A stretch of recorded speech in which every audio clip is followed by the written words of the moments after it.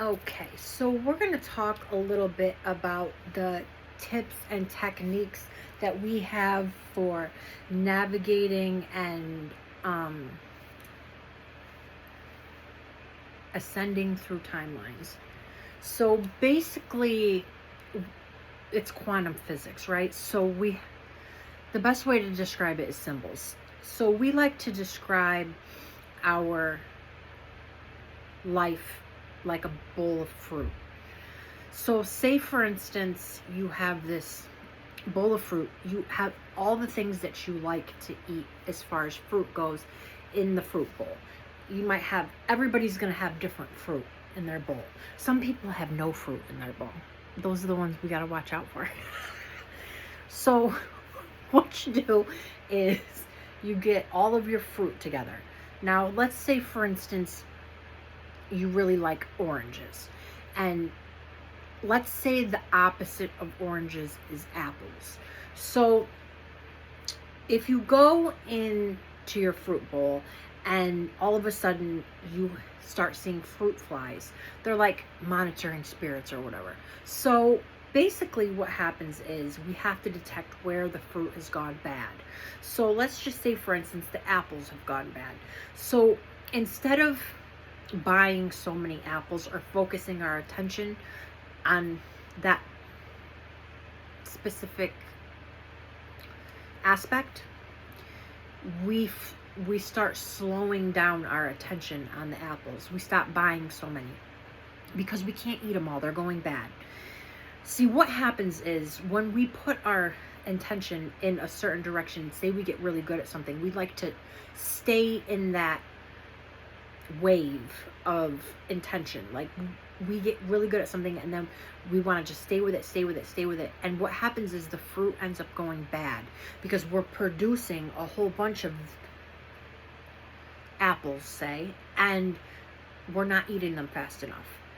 So what we have to do, there's two different ways you can slow down the apple rotting.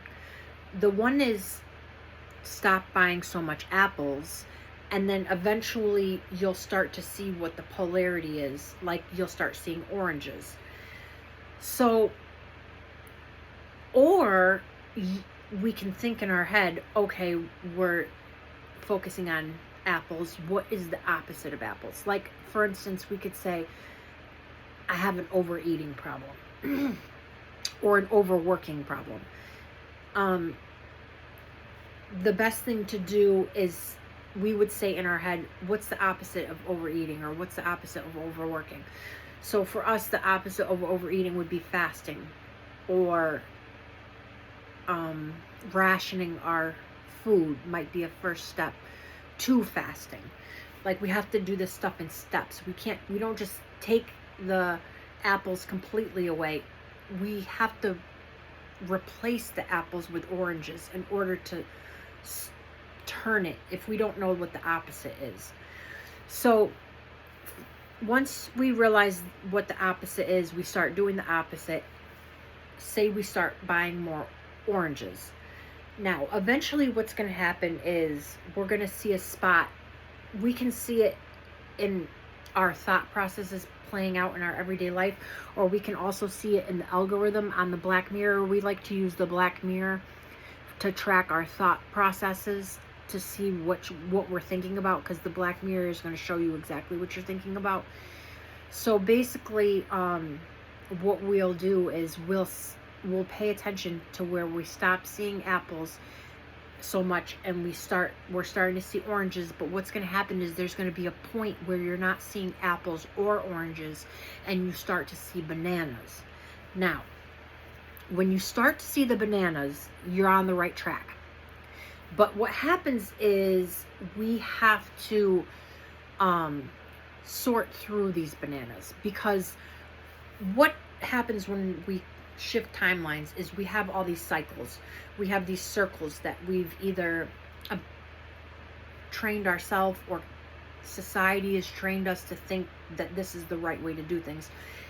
So we have to break the cycles. We have to slow down our eating. We have to slow down our working. Whatever we're doing in excess, we have to do the opposite. And whatever we're not doing, we have to do more of. So we're just trying to balance out our fruit bowl in a sense.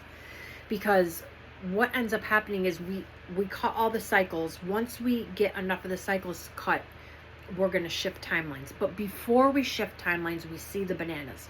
Now, the bananas are going to be a culmination of the new things that are coming in and the old things that are going out. The old cycles. It's going to be a trick. Some of them are going to be bad bananas. Like, you're only going to be able to bake banana bread with that. But we're trying to go to the gym. So we need something to munch on the way. So we might get a bushel of bananas and all of them are rotten except for one. We get rid of the rotten bananas and we keep the one good banana. So that's how things are going to come when we figure out the polarity between apples and oranges. And a lot of the bananas are going to be bad. I'm just going to say right now, it's going to be trick after trick after trick to try to get us to pick the bad bananas. But we want new bananas. We don't want the old bananas. So basically what happens is once we shift our focus from one polarity to the other, we're going to pick all the bad bananas out and we're going to keep the good ones. And that's when we shift timelines. That's when we up our timelines. Now, what ends up happening is you're on a new timeline. Now, let's say we have to balance the cherries and the blueberries. We're buying too many blueberries and the blueberries are going bad. We have to start supplementing with cherries.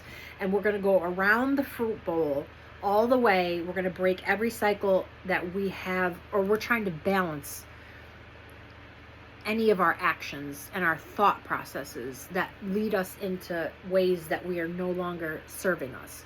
So when we end up breaking enough cycles and we go up enough timelines, all of these cycles they're breaking and they're going towards a portal, but we don't see the portal yet. So they're all of the cycles, they don't just stop. They reform. It's like you're cutting rubber bands and somebody's taken the rubber bands and they're weaving the rubber bands into one big rubber band. So the universe is going around picking up all of the bread ties that we buy our fruit from, and the universe is weaving us a one big fruit bread tie or whatever. So what happens is once we get onto a certain timeline high enough, the bread ties will culminate into a portal. Now, that portal is going to be the culmination of all of the cycles that we have let go of and that we have broken to be able to get to where we're at. And it opens up a portal, and that portal is your twin flame. Now, your twin flame is like a black hole. You're a mirror and your twin flame is a black hole. So we have to absorb that information, that black hole, because that's our information. That's all of our cycles that we broke that are coming into a portal for us to get a really good idea of the deeper meanings of the cycles that we broke. It's all the little bread ties that we broke, and it's coming into one big picture in a portal as our twin flame. So that's our information that we are coming to absorb in order to excel ourselves and activate our twin. So it's a dual purpose here. It's two things happening at one time. We're getting our information and our twin is getting an activation. We cannot lean in to our twin and think that is our soulmate. That is the culmination of all of our things we let go of. We let go of that. They are on their own journey now, and we are on our journey towards our soulmate, because our last test before we get to be able to be in our divine union is all of the things that we broke coming back to test us one more time as the twin flame journey. And we also are doing a service to activating our twin at the same time. So, the best way we like to look in the black mirror, like we said, to know exactly when to focus inwards. Because what happens is when you start seeing the bananas, you want to stop looking outward and you want to start looking inward.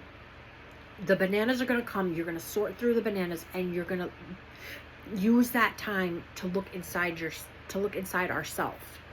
So we don't want to be looking outwards too much. We're just looking in and receiving bananas. Whatever bananas come, we're just picking them and deciding which ones we want to keep and which ones we want to get rid of. Because if we're about to shift into a higher timeline, we need to get rid of the baggage that no longer serves us in those timelines, to be able to have a fresh start on a new one. So the middle point of when we start seeing the bananas is the time when we start to really search within ourselves for whatever is popping out. Because when the bananas start popping out, the stuff inside ourselves is going to start popping out. That's the sweet spot. That's the spot where our information is the most potent, and it's going to be the easiest for us to access it. So that's why we want to focus on that center point in between the apples and the oranges, or whatever fruit it is that you're growing polarities in your fruit bowl, to be able to bring everything into culmination, into our divine unions. So I hope that was helpful explanation on jumping timelines.